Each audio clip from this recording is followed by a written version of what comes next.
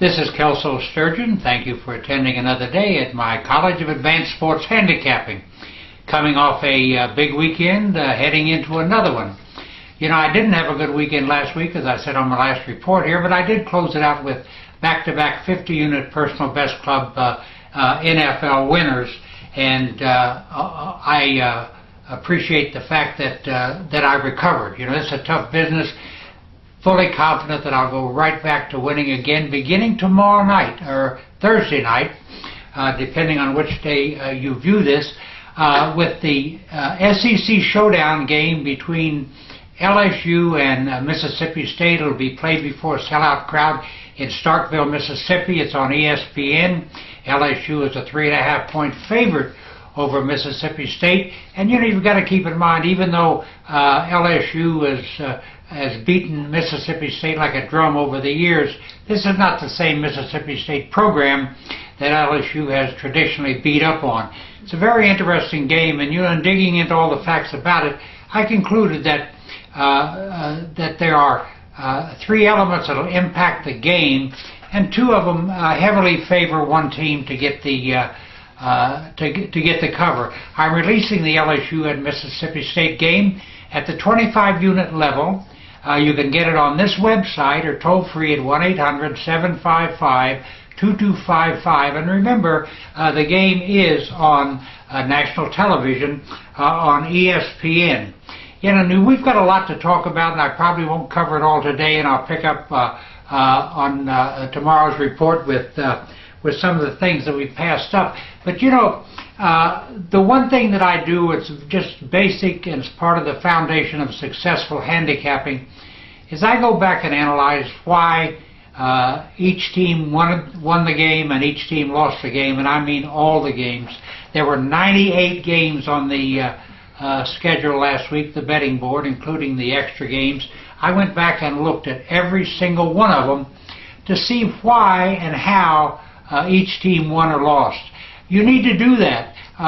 You don't have to do all the games, but if you're interested in betting a game, you owe it to yourself and your bankroll to go back and make sure that there was nothing that you missed. And sometimes it's not found in the score. It's not found in the data.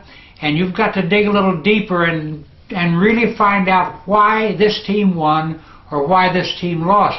You know, if you bet a team off of the obvious or all the factors that are aware that the public is aware of, you know, you don't have any edge. Everybody has that same thing going for them.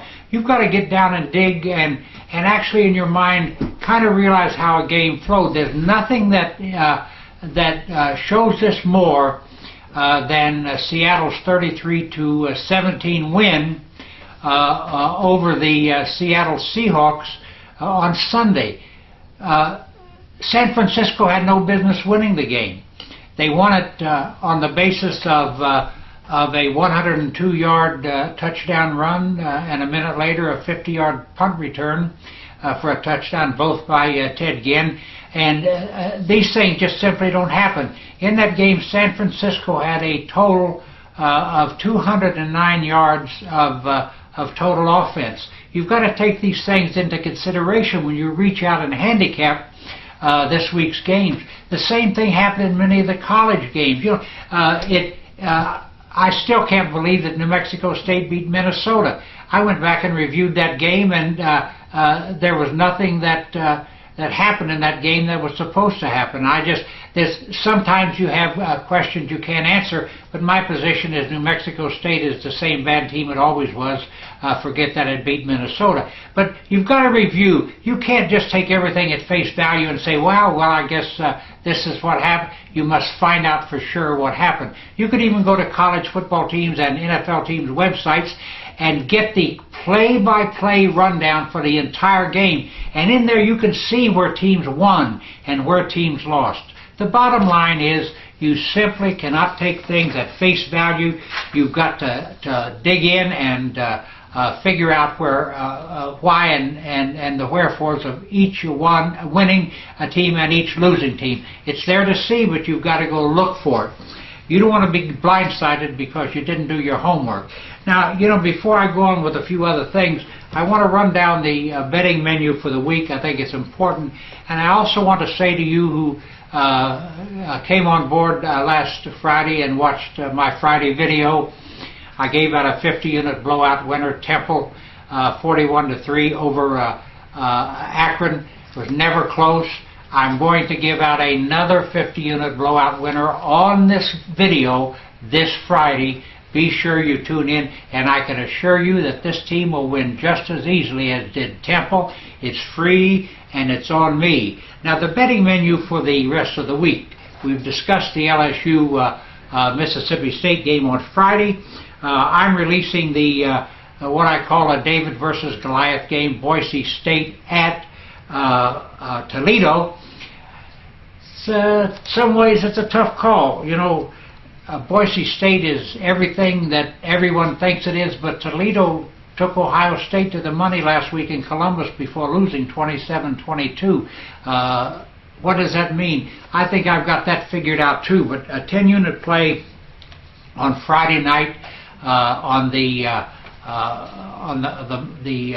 Boise State-Toledo game. I'm sorry, I was trying to stutter, I guess. I don't know.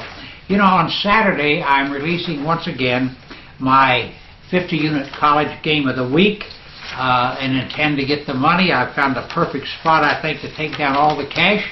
Also, on that day, releasing my 100-unit TV marquee Grand Slam in 4 games, 4 nationally televised games, including Oklahoma at Miami, Michigan State at Notre Dame, etc.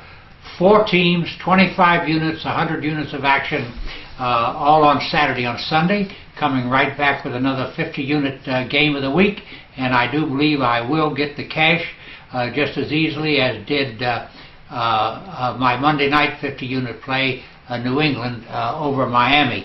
Now, the one thing that I want to point out is that in these college games with these college teams, what you see is not necessarily what you're getting, and I am very different in my top 10 ratings from the polls.